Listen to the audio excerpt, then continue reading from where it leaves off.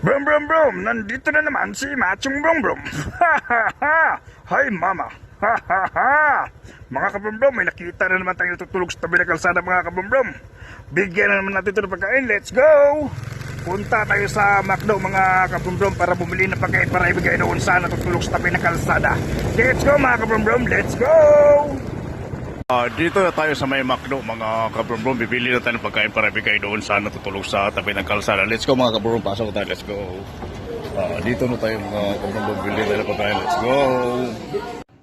Ito na mga kabrum-brum, nakabili na tayo ng pagkain sa McDo. At saka may 500 pesos na pera. Ibigay na natin ito kay tatay na natutulog sa tabi ng kalsada. Let's go!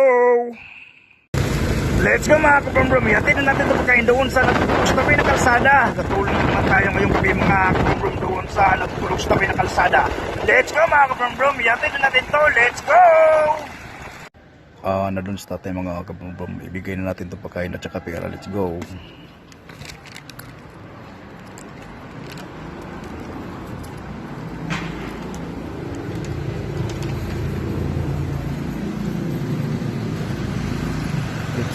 Let's go mga kabrum-brum, bibigyan natin pagkain ka tatay at saka pera, let's go.